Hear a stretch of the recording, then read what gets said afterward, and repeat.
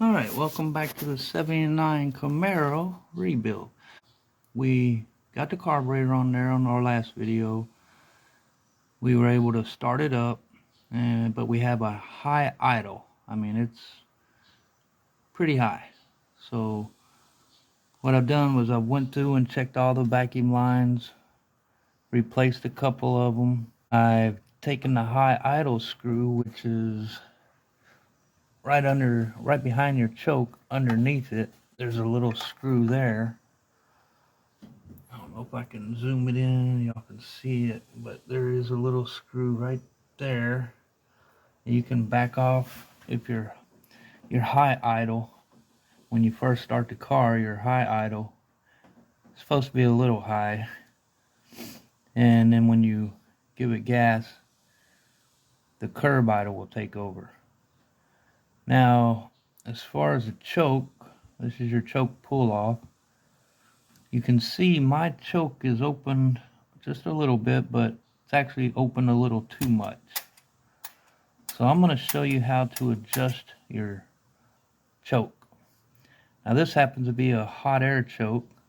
Comes from the intake, warms a spring up inside here that expands, and then your choke will start to open up like such. Your choke pull off, when this is closed like it should be, your choke pull off slides down by vacuum and it opens up your choke just a little to help it start and get it initially running. And so this is working, but to adjust your choke, because you want this pretty much closed, you want it open about maybe a 3/16 or so. Some people say he can stick a dime in there and adjust it to that. And that would be pretty daggone close. Mine happens to be open just a little too much, as you can tell. So I'm going to adjust the choke. To do that, you got these 3 screws here, retaining screws that are holding it on. We got to loosen those, and then we'll be able to turn this cap until we start to see our choke, our blade up here start to close, and we'll adjust it to where it's just barely open, about the size of a dime. You don't have to take these all the way out. You ought to just be able to loosen them a few turns until you can turn this plastic wheel, basically. Alright, I went ahead and took my cover off, which is right here. I wanted to show you a little more in depth. This is your little spring in here. It does have a gasket around this cover.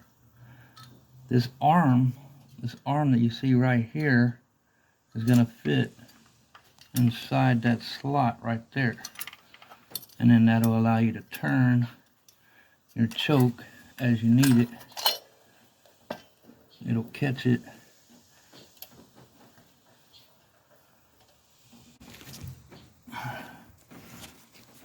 Let me see if I can do this a little better. Get this vacuum out of the way so y'all can see a little better. Have a little more room here. Now that, see, my arm did not catch it. You need to kind of watch that go in and catch in to that little groove. Now you'll see when you turn this cap how it closes and shuts your choke. Opens it if I turn it this way. Now we want it closed. That's pretty close.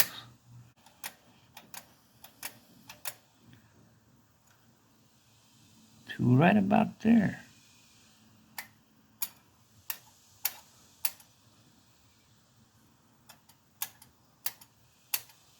And that's how you're going to adjust your choke.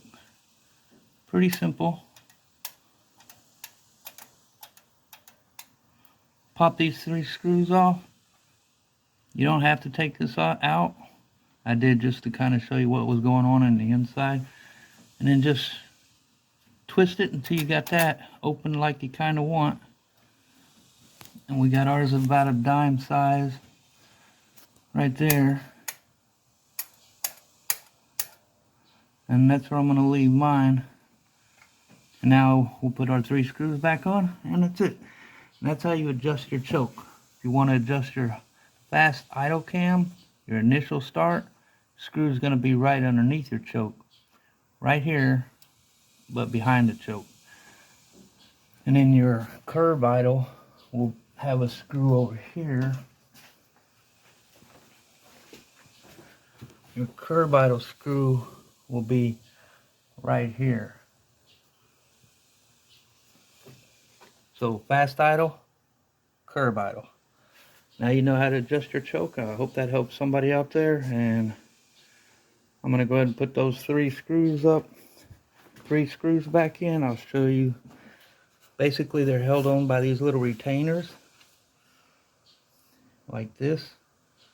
And the 3 little screws. So our choke's looking good now. I'm going to go with that.